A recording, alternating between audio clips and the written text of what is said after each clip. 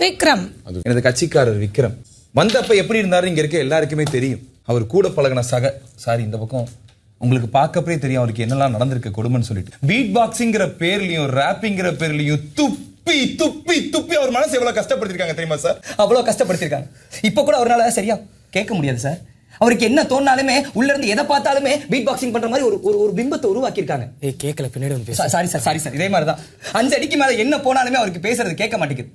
ஒரு நாள் big pass Vikram நீங்க வாங்கன்னு கூப்பிட்டாரு. அவர் போகல. அது கூப்பிட்டு அவர் அந்த அடி அடிச்சாரு சார். காரணம் அவர் கிடையாது. அவருக்கு ஏற்பட்ட மன உளைச்சல். அது காரணம் எதிர்க்கட்சி தான் சார். அவர் பரோட்டா பார்சல் கட்டின மாதிரி இருக்குதுமா. அவர் காது என்ன ஆச்சு அவருக்கு? சார் இவங்க இல்ல அவங்க என்ன சொல்லிருக்காங்கன்னா உங்க காது அடிபட்டிருக்கு அப்படின்னு கேக்குறாங்க. நான் சொல்லிடுறேன் சார். அவருக்கு என்ன ஆச்சுன்னா காதுல கேட்டிருக்க பக்கத்துல வந்து கர்லோடி கர்லோடி கர்லோடி ஓடி ஓடி போன இவரையும் கூப்பிட்டு பேசி காது அப்படி ஆக்கிட்டாங்க சார். ஒவ்வொரு தடவையும் சார் நாங்க ஒத்துக்கிறோம் சார். மீனவ சமுதாயம் எங்களுக்கு ரொம்ப பிடிக்கும். கதவை திறந்தா கடல் இதெல்லாம் ஒத்துக்கிறோம் சார். எத்தனை தடவை சார்? சாரி சார் எமோஷன் ஆயிட்டார். விக்ரம் எமோஷனல் ஆவாதீங்க. நாங்க டேபிள் எடுத்து வந்து அந்த பக்கம் சார் சொல்லுங்க சார். எமோஷன் ஆயிராத சொல்றேன். பக்கம் போட முடியாது. ஒண்ணு நீங்க திரும்பி நில்லுங்க. எங்க எது பேசினாலும் இப்படி காட்டினா நாங்க என்ன இது செட் மாத்த சொல்றீங்களா? Sorry sir. ஒவ்வொரு தடவையும் கதவை திறந்தா கடல் இந்த பக்கம் போன இங்க சார் இங்க இருக்க மக்கள் எல்லாருக்குமே தெரியாது. எவிடன்ஸா வர்றப்ப சொல்றேன் சார். பாடலாம் சார். துப்பலாமா? பாட்டை பத்தி எவ்வளவு விஷயங்கள் இருக்கு. எவ்வளவு புனிதமான விஷயங்கள் இருக்கு. எங்க சார் சாப்பிடுறப்ப எப்படி சார் கேட்பாங்க? பனானா தான் சார். என்ன சார் இது? கிச்சன்ல போய் வலிக்கு எத்தனை பேர் விழுந்திருக்காங்க சார்? இன்னைக்கு நேத்து இருந்த 2 பேர் இன்னைக்கு இல்ல சார். காரணம் அவங்க தான் கால் உடைஞ்சு போயிட்டாங்க வெளியே சார். இவங்களோட ஸ்டாட்ஸாவே பயன்படுத்துற விஷயம் என்ன அப்படின்னு பாத்தீங்கன்னா போறப்ப யாரும் நடந்து போயிட்டு அப்படி துப்பிட்டு போயிடுறாங்க சார். அதை வலிக்கு விழுந்து வெளியே போன எத்தனையோ பேர் இங்க இருக்காங்க. அப்ப வந்து இவங்க சக போட்டியாளர்களை வந்து எலிமினேஷன் பண்றது இப்படி பண்ணாங்க. ஆமா சார் அதான் சொல்லிட்டு இருக்கேன். எலிமினேஷன் அவங்க வாயில சொல்லி பண்ணிருப்பாங்க. துப்பி சில பேருக்கு கிருமி பரப்புறதெல்லாம் வச்சிருக்காங்க. சாப்பிடறப்ப துப்பிட்டு போயிடுறாங்க சார். இதுல பல பேருக்கு டிசென்ட்ரியா இருக்கு. ஏன் இங்க இருக்க சில பேரே கூட நேத்து போய் டாக்டரை பார்த்துட்டு வந்திருக்காங்க. யுவரானர் இது என்னப்பா? இது வந்து ஏதாச்சும் வியாதியா சார்? அது அவங்களோட வியாதி இல்ல. அவங்க வித்தங்கிற பேர்ல மத்தவங்க எல்லாத்தையும் தொந்தரவு படுத்துறாங்க சார். உண்மை அதுதான். இங்க மாதிரி ஒவ்வொருத்தரையும் மனசாலையும் அவங்களோட சார் இதுக்கு மேல சொல்ல முடியும். அவங்களுக்கு கத்து குத்து தூண்டி விட்டவங்க எவனா இருக்காங்களா சார்? இருக்காங்க சார். எஃப்ஜேன்னு ஒருத்தர் இருந்தார் சார். பிரவீன் சார் கத்து கொடுத்தவங்க வாயிலே போய் துப்புனனால பிரவீன் ஒருத்தர் வெளியே போயிட்டார் சார். அவரு வாயில துப்புனா? ஆமா சார். இப்படி அப்படின்னு துப்புறப்ப இப்படியான அப்படின்னு துப்பி அப்ப போன வரதா இப்ப வரல சார். சார் எஃப்ஜேங்கிற ஒருத்தனை பார்த்தா ஊரே ஓடி போங்க சார்.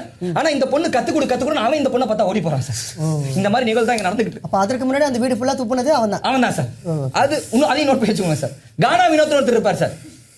அவர் என்ன பாடுற எல்லாரும் கண்ணிலையும் விரல் விட்டு ஆட்டுற மாதிரி அவரு கண்ணிலே போய் கர்லோடினா அப்படின்னு பாடி அந்த மனுஷனே ஒரு மாதிரி ஆயிட்டான் சார். கொஞ்ச நாள்ல எனக்கு ஒரு மாதிரி வேணும்னு சொல்லிட்டு 2 தடவை கன்ஃபெஷன் போய் தலையில அடிபட்டுருக்குன்னு சொல்லிட்டு வந்தாங்க சார். அங்க doctor sir lawyer Sabarinathan sir, உங்க கட்சிக்காரர் பேசணும்னா அதுக்கு முன்னாடி சத்திய பிரமாணம் எடுக்கணும். சாரி சார் அவர் காது அடிபட்டனால கேட்கல. சத்திய பிரமாணம் எடுத்துட்டு தான் பேசணுமா? காது கேட்கும். பேசாதீங்க. இதான் எங்களோட ஓப்பனிங் ஸ்டேட்மெண்ட். அவரை பத்தி நான் ஒரு சில வார்த்தைகள் கேட்க நினைக்கிறேன். சத்திய பிரமாணம் எடுத்துக்கோங்க ப்ளீஸ். குபாக்ஸ் தான் நிறைய பேசுறாரு. கை நீட்டுங்க. நான் சொல்வதெல்லாம் உண்மை. இந்த பக்கம் சொல்றீங்களா? நான் சொல்வதெல்லாம் உண்மை. நான் சொல்வதெல்லாம் உண்மை. உண்மை தவிர வேற எதுவும் இல்லை. நம்ம இந்த கேஸ்ல மட்டும் கொஞ்சம் டிஃபரெண்டா போவோம். நீங்க இந்த சைடு வந்து நின்றுங்களேன். ஏன் உங்களுக்கு இந்த சைடு கேட்க மாட்டேங்குது. பேசினா ஒரு மாதிரி இருக்கு. நீங்க இந்த சைடு வந்துருங்க. ரொம்ப யோசிச்சிருப்போம். ஏதாச்சும் பண்ணலாம்னு இருந்தோம். சரி ஓகே நீங்க அப்படியா? சரி ஓகே. சரிமா நீ வாங்கம்மா. நீ வர ஜோசியம் பாருமா. சொல்லுமா. நான் சொல்வதெல்லாம் உண்மை. எனக்கு இது கேக்குங்க. நான் சொல்வதெல்லாம் உண்மை. உண்மை தவிர வேற எதுவும் இல்லை. உண்மை தவிர வேற எதுவுமே இல்லை. நன்றி. சத்தியம் வாங்கம்மா. நன்றிலாம் சொல்ல வேணாப்பா. நன்றிலாம் சொல்லாத போறோம். நன்றி சொல்லாத பல கேஸ் வேற மாதிரி மாறி இருக்கு சார். சார் கேட்டா தானே பேசணும். உங்களுக்கு நடந்த விஷயங்களை பத்தி நீங்க சொல்லுங்க. என்ன ஆச்சு இந்த காதுக்கு? என்ன சார் எனக்கும் ஆசை தான் கலையெல்லாம் என்கரேஜ் பண்ணணும். கலை என்கரேஜ் பண்ண முடியாது. பண்ண முடியாது. கஷ்டம் தான். ஆனா அப்படி போயிட்டனால என்னால அவருக்கு என்கரேஜ் பண்ண முடியல. கலையோட ஒரு குட்டி வருஷனா நான் சுபிக்ஷாவை பார்த்தேன். அவளுக்கு கலையா குட்டியா தானே பாருப்பான். அதோட இவங்க குட்டியா என்ன சொன்னீங்க? கலை விட்டு போயிட்டான். ஸோ இவங்க கிட்ட இருக்க டேலண்ட்டு நான் எப்படியாச்சும் என்கரேஜ் பண்ணணும். தள்ளி இல்லப்பா. இவங்க கிட்ட இருக்க டேலண்ட்டை எப்படியாச்சும் என்கரேஜ் பண்ணணும்னு நினைச்சுதான் நான் ஸ்டார்டிங்ல அவங்க எவ்வளோ கேவலமா விக்ரம் சார் கூப்பிடுறாரு. கேஸ் நாங்க எடுக்கிறோம். நாங்க தான் கேஸ் அதான் சார் ஸ்டார்டிங்ல அவங்களை என்கரேஜ் பண்ணலாம். அதனால அவங்க எவ்வளோ கேவலமாக பாடினாலும் நல்லா இருக்கு நானும் மண்டையை ஆட்டிகிட்டே இருந்தேன் சார்.